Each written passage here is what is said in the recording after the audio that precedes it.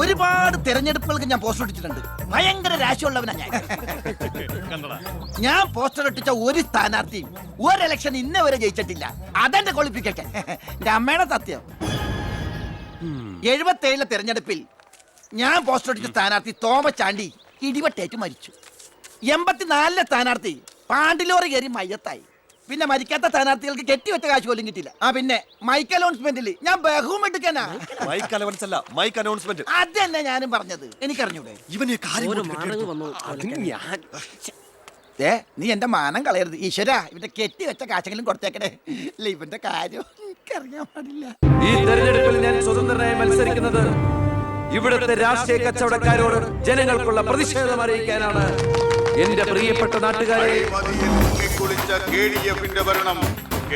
ഈ രാജ്യത്തിന്റെ ജനപക്ഷ മുന്നണി സ്ഥാനാർത്ഥി സഖാവ് ജനാർദ്ദനൻ പിള്ളയ്ക്ക് അരിവാൾ അടയാളത്തിൽ വോട്ട് രേഖപ്പെടുത്തിയിരിക്കുവാൻ പ്രിയപ്പെട്ട വോട്ടർമാരെ, KDFന്റെ ശക്തനായ സ്ഥാനാർത്ഥി ശ്രീ ബാലഗംഗാധര മേനോന് ശാന്തിയുടെയും സമാധാനത്തിന്റെയും ചിഹ്നമായ അമ്പും വില്ലും അടയാളത്തിൽ നിങ്ങളുടെ വിലയേറിയ വോട്ടുകൾ രേഖപ്പെടുത്തി വമ്പിച്ച ഭൂരിപക്ഷത്തോടെ വിജയിപ്പിക്കുവാൻ അപേക്ഷിക്കുകയാണ്, അഭ്യർത്ഥിക്കുകയാണ്. ജനാധിപത്യ വിശ്വാസികളെ, നാട്ടുകാരെ, അഴിമതിക്കാരെയും കൊള്ളക്കാരെയും ഈ നാട്ടിൽ നിന്ന് എത്രയും പെട്ടെന്ന് കെട്ടുകെട്ടിക്കുന്നതിന് യുവത്വത്തിന്റെ പ്രതീകമായ കൃഷ്ണകുമാറിന് നമ്മുടെ ദേശീയ മൃഗമായ സിംഹം, ഒന്നും മിണ്ടാണ്ടിരിക്കും, അതെന്നെ ഞാൻ പറയാൻ പോണത്.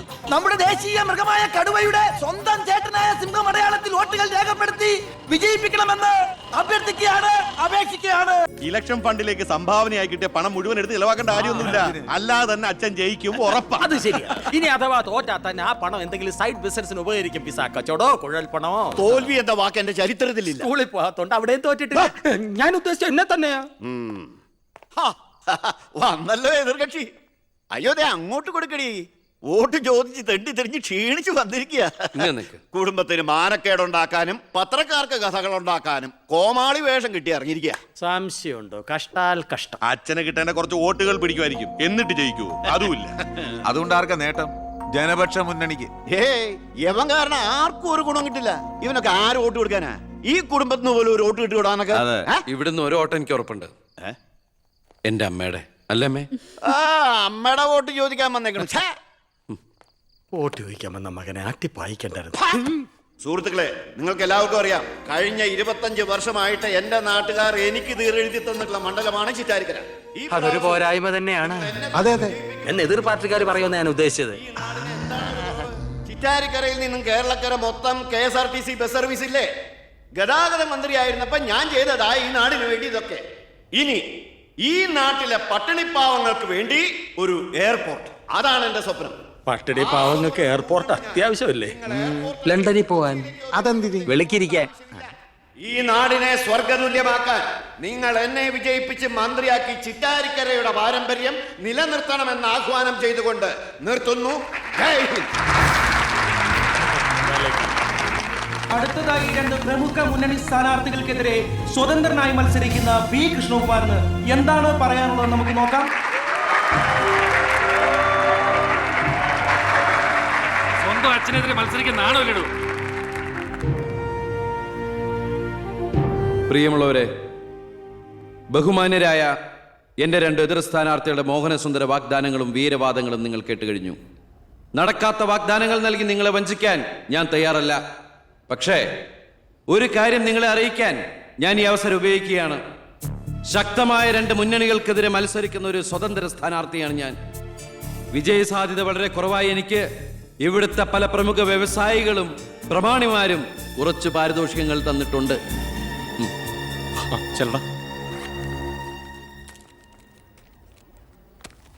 ഇത് 5 ലക്ഷം രൂപയുണ്ട്. നമ്മുടെ മുന്നിലിരിക്കുന്ന നന്മ നിറഞ്ഞ ശ്രീ ചാണ്ടിച്ചൻ സംഭാവനയായി തന്നതാണ് ഈ തുക. ഇത് 3 ലക്ഷം വ്യവസായ പ്രമുഖൻ കോശിയുടെ വക. ഇത് 2 ലക്ഷം അബ്കാരി നമ്പീശന്റെ വക. ഇത് 1 ലക്ഷം കോൺട്രാക്ടർ സരസന്റെ വക. വിജയ സാധ്യത ഒട്ടുമില്ലാത്ത എനിക്ക് ഇത്രയൊക്കെ കിട്ടിയിട്ടുണ്ടെങ്കിൽ വിജയത്തിന്റെ തൊട്ടടുത്ത് നിൽക്കുന്ന എന്റെ എതിർ സ്ഥാനാർത്ഥികൾക്ക് എത്രയൊക്കെ കിട്ടി കാണും. ഈ ചിറ്റാരിക്കരയുടെ അഭിമാനമായ സന്മനസ്സുള്ള ചാണ്ടിച്ചൻ പറയണം, താങ്കൾ എത്ര രൂപ സംഭാവനയായിട്ട് കൊടുത്തു എന്ന്. ആ നല്ല മനസ്സ് ജനങ്ങളൊക്കെ ഒന്ന് അറിയട്ടെ എന്ന്. ജനാർദ്ദനം പിള്ളയ്ക്ക് 10 ലക്ഷം. മേനോൻ സാറിന് 20 ലക്ഷം അല്ലേ? സത്യമാണ്, നുണ പറയല്ല. പണം പിടിച്ചോ. Thank you Chandichan. കർത്താവ് തരുന്നു, ഞാനത് കൈനീട്ടി വാങ്ങിക്കുന്നു. എങ്ങനെയുണ്ട്? ടി.വിയിൽ വരുവാ. കേട്ടല്ലോ, ഇതുപോലെ എത്ര ലക്ഷങ്ങൾ ഇവരുടെ കൈകളിൽ എത്തിക്കാണും. അതിവിടെ വെളിപ്പെടുത്താൻ ഈ സ്ഥാനാർത്ഥികൾ തയ്യാറാണോ?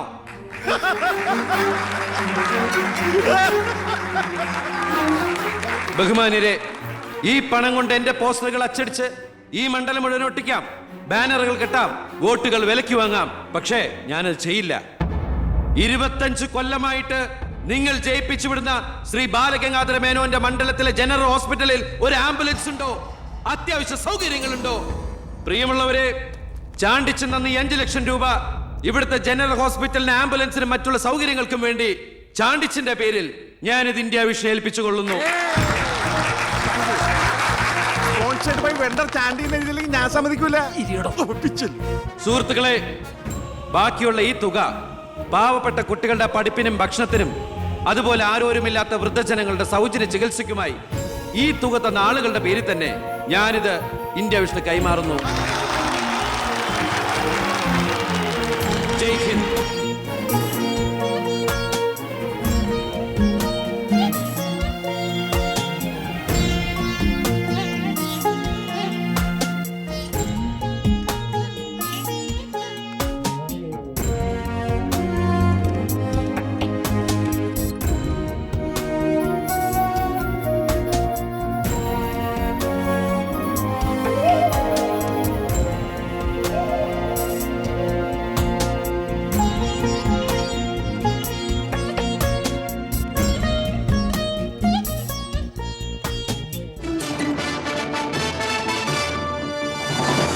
പന്ത്രണ്ടാം നിയമസഭയിലേക്ക് നടന്ന വാശിയേറിയ തെരഞ്ഞെടുപ്പിൽ 72% വോട്ട് രേഖപ്പെടുത്തി.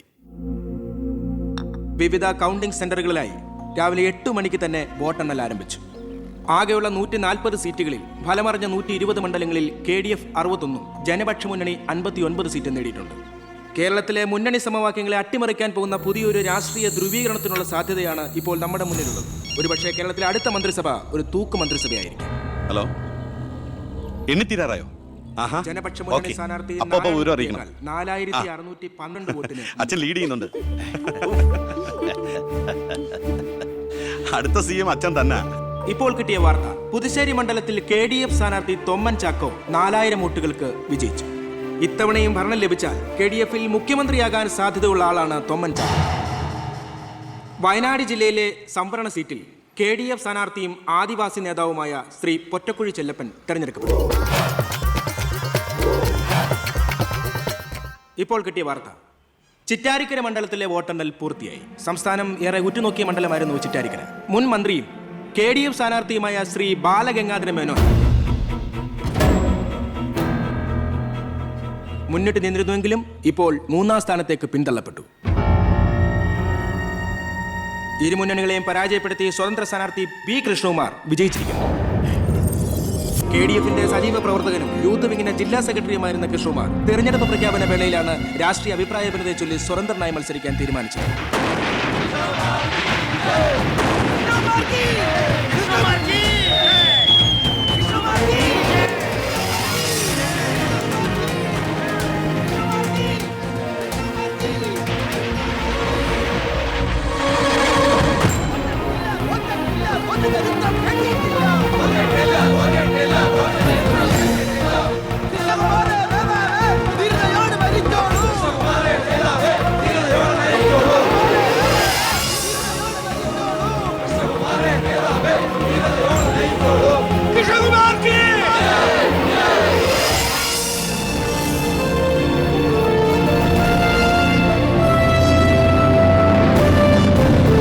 നമസ്കാരം. പ്രധാന വാർത്തകൾ. തെരഞ്ഞെടുപ്പ് ഫലം പൂർത്തിയായപ്പോൾ വ്യക്തമായ ഭൂരിപക്ഷം ആർക്കും ലഭിക്കാത്തതിനാൽ കേരള രാഷ്ട്രീയം അനിശ്ചിതത്വത്തിൽ.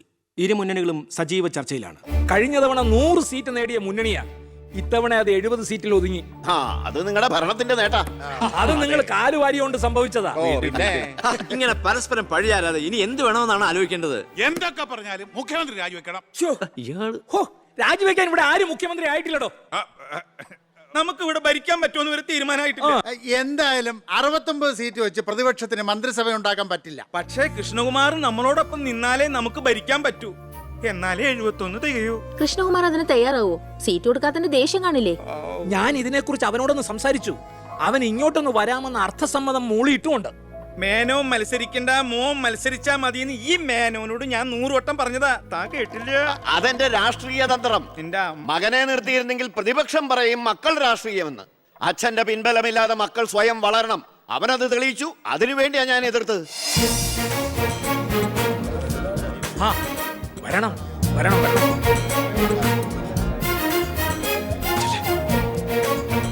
മിടുക്കൻ മിടുക്കൻ. എന്നോട് പിണക്കൊന്നുമില്ലല്ലോ. എന്തിന്? ഇത് പൊളിറ്റിക്സ് അല്ലേ? ഇവിടെ വേണ്ടത് സ്പോർട്സ്മാൻ സ്പിരിറ്റ് അല്ലേ? നീ ഇരിക്കടാ. ആ അങ്ങോട്ടിരിക്കേ. വേണ്ട സാർ. കൃഷ്ണകുമാറിന്റെ പിന്തുണ ഞങ്ങൾക്ക് പ്രതീക്ഷിക്കാമല്ലോ അല്ലേ?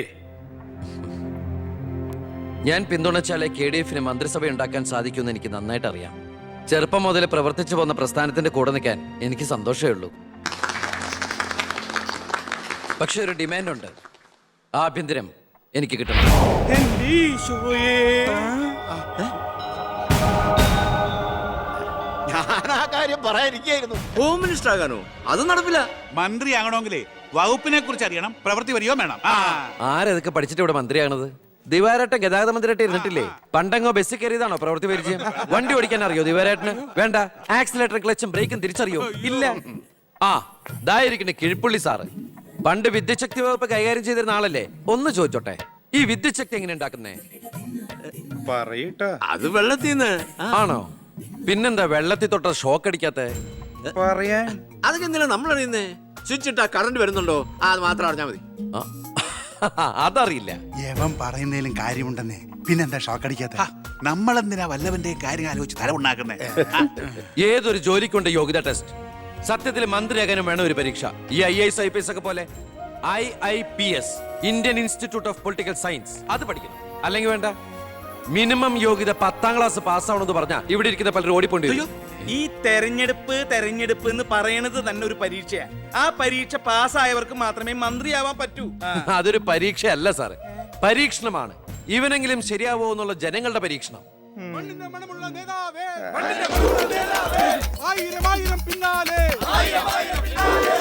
മതി. ഇനി നിങ്ങൾ ഇവിടുന്ന് ജൈവിച്ചോ. ഞാൻ പറയാതെ ആരും നിർത്തരുത്. മണമുള്ള നേതാവേ, ആയിരം ആയിരം പിന്നാലെ. എന്തിനാ ഇങ്ങനെ ഓരോന്നിനെ സൃഷ്ടിക്കണേ? അപ്പൊ സാറേ, എന്റെ കക്ഷി മത്സരിച്ച 3 സീറ്റിലും ഞങ്ങൾ വിജയം കണ്ടെത്തി കഴിഞ്ഞു. ഇവരുന്ന മന്ത്രിസഭയിൽ ആഭ്യന്തരം തന്നെ പിടിക്കാനാണ് എന്റെ തീരുമാനം. എങ്കിലും ഞാൻ ഇറങ്ങാണ്. അയ്യോ പോകല്ലേ, നമുക്ക് ചർച്ച ചെയ്യാം. എന്റെ തീരുമാനത്തിൽ മാറ്റൂല. ഇല്ലെങ്കിൽ വീണ്ടും ഒരു ഇലക്ഷൻ നേരിടാൻ അല്ല, തയ്യാറല്ല. ഞാൻ പറയുന്നു കേക്ക്. തിരക്ക് വേണ്ട. നിങ്ങൾ സമയമെടുത്ത് ആലോചിച്ചിട്ട് മതി. അവൻ പറഞ്ഞതിൽ ഒരു തെറ്റുമില്ല. ആഭ്യന്തരം അവന് തന്നെ കൊടുക്കണം. ആഭ്യന്തരം വിട്ടിട്ട് കാലിരിക്കില്ല. അഭ്യന്തരം എന്ന് പറയാൻ തനിക്ക് എന്ത് യോഗ്യതയാണോ ഉള്ളത്? മന്ത്രിസഭ ഉണ്ടാക്കാൻ അവൻ വേണം. കൃഷ്ണകുമാർ തനിക്കറിയോ? എന്നെ ഒന്നുകൂടെ വന്നേ. അവൻ പണങ്ങി പോയതാണോ? കാര്യം കാണാൻ കഴുതക്കാരും പിടിക്കണം. ഞാൻ ആരുടെ കാല് പിടിക്കണം പറഞ്ഞേ? തന്റെ കാല് പിടിക്കണോ? തന്റെ മോന്റെ കാല് പിടിക്കണോ? ഞാൻ ആരുടെയും പിടിക്കാൻ തയ്യാറാണ്. ഒന്നുകൂടെ ആലോചിച്ചിട്ട് പോരെ പക്വതയില്ലാത്ത ഒരുത്തന്റെ കയ്യിൽ ആഭ്യന്തരം കൊടുക്കാൻ. അവന്റെ പിറകിൽ ഞാനില്ലടോ. അവനെ മുന്നിൽ നിർത്തി ഞാൻ ഭരിക്കും. ആരൊക്കെ എന്തൊക്കെ പറഞ്ഞാലും ആഭ്യന്തരം ഞാൻ വിട്ടു തരില്ല. തനിക്ക് കൈയിട്ട് വരാൻ പറ്റിയ ഒരു വകുപ്പ് തന്നാ പോരെ? തരാം. എങ്കിൽ വനം മതി. നമുക്ക് സാവധാനം വെളുപ്പിച്ചെടുക്കാം. അതിന് യോഗ്യതയിലൊന്നും മാത്രം ആരും പറയരുത്. കാരണം ഞാൻ കാടിന്റെ മകനാണ്.